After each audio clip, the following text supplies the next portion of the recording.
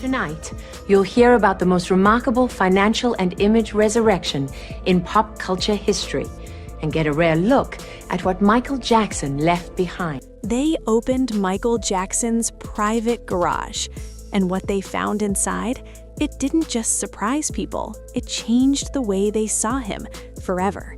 Because this wasn't just about cars, it wasn't just about luxury, it was about secrets, memories, and a side of Michael the world was never meant to see. You've heard the stories, right? The fame, the controversy, the mystery that followed him everywhere he went. But here's the twist. What if the real story wasn't out there in the headlines? What if it was hidden, locked away, sitting quietly behind one door for over a decade? A door nobody dared to open. Until now. And once it opened, there was no turning back.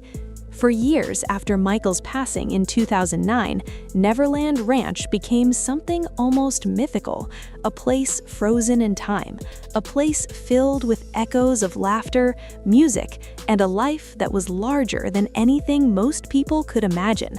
But among all the rooms, the rides, the memories, there was one place people whispered about more than anything else: the garage.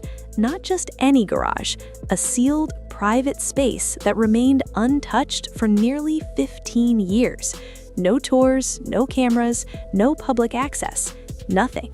And naturally, that silence created questions. Why keep a garage locked for so long? What could possibly be inside that needed that level of secrecy? Was it something valuable or something uncomfortable? The truth is, after Michael passed, his world didn't simply stop. It became complicated. His estate was flooded with legal battles, financial pressure, and endless decisions about what to preserve and what to let go. Everything he owned suddenly had weight. Not just emotional weight, but legal and financial value too. And that garage, it wasn't just a room filled with objects, it was a piece of his private life. So instead of rushing in, they waited, carefully, patiently, because opening that garage wasn't just about curiosity, it was about responsibility. But here's what nobody expected. The longer that garage stayed closed, the bigger the mystery became. Fans started imagining what could be inside: rare cars, hidden treasures, unreleased items, or something deeper, something more personal.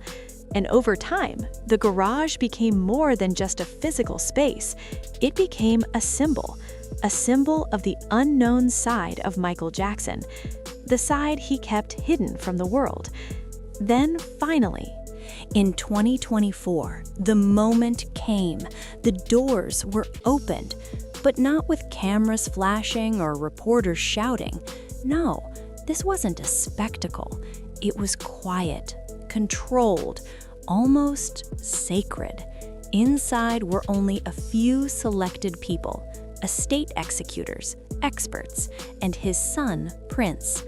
Imagine being in that room, standing in front of a door that hadn't been opened in over a decade, knowing that whatever was behind it was untouched, unfiltered, real.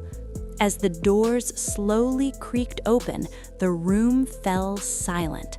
Not the kind of silence you hear in an empty space, but the kind where people hold their breath because they know they're about to witness something important. And then they stepped inside. The air felt different, still, heavy, like time itself had been trapped in that room. One person later said it felt like Michael had just walked out moments ago. Another said it felt like stepping into his mind. And what they saw wasn't what they expected. Yes, there were cars, beautiful ones, luxury ones, the kind you'd expect from someone of his status, but that wasn't what shocked them. It was the details, the personality, the emotion behind everything, because every single item inside that garage told a story. At the center stood a Rolls-Royce limousine, but this wasn't just a car, it was an experience. Gold accents, crystal details, an interior inspired by royal palaces. It didn't just say luxury, it said imagination.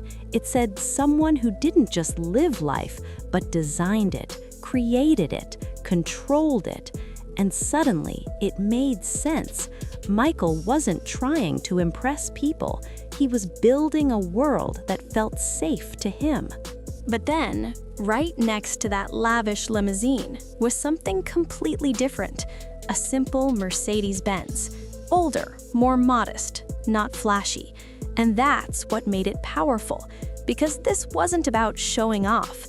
This was the car he actually used, the one he drove during quiet moments, late nights, long drives, moments where he wasn't the king of pop, just a man alone with his thoughts.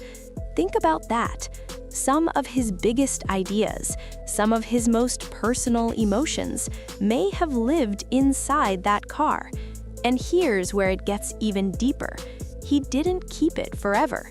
He gave it away as a gift. Because for Michael, objects weren't just things, they were connections. But what nobody expected was what they found in the corner of the garage. A custom golf cart, bright, playful, almost childlike, designed around Peter Pan. And suddenly, everything clicked. This wasn't random. This wasn't eccentric. This was personal. Michael Jackson wasn't just collecting vehicles. He was holding on to something he never truly had, a childhood. And then came another surprise, a classic Cadillac, elegant, vintage. But here's the twist. This wasn't just any car. It had appeared in Driving Miss Daisy, with Morgan Freeman behind the wheel. Think about that. A piece of Hollywood history sitting quietly in Michael Jackson's private garage. Not displayed, not shown off, just kept. Because again, it wasn't about value, it was about meaning. As they explored deeper, a realization began to settle in. This garage wasn't about wealth. It wasn't about status. It wasn't even about collecting rare items. It was about identity.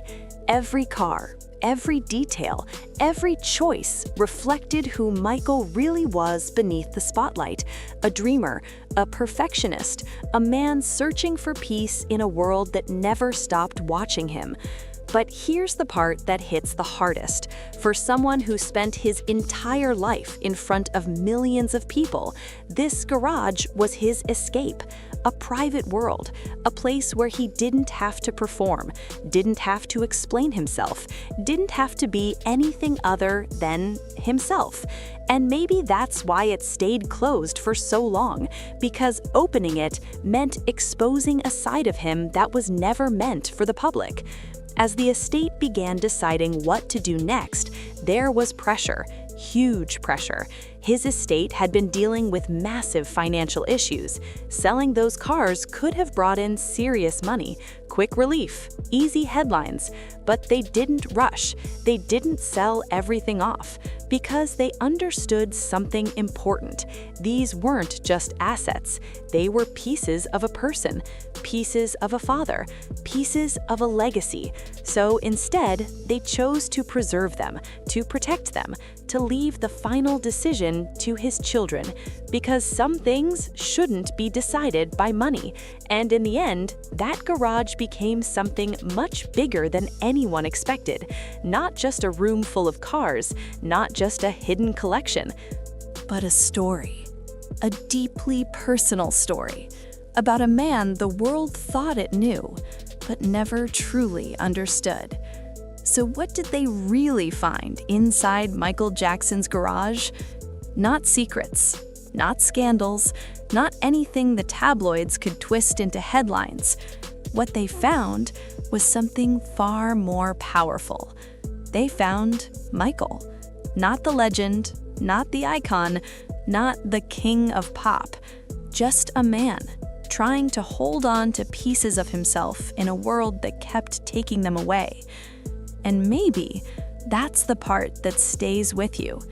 Because behind all the fame, all the noise, all the mystery, there was always a human being.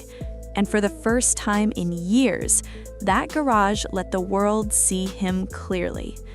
If this story made you see Michael Jackson in a different way, don't forget to like, comment, and subscribe. And click on the next video on your screen, because trust me, this is just the beginning of what you haven't been told.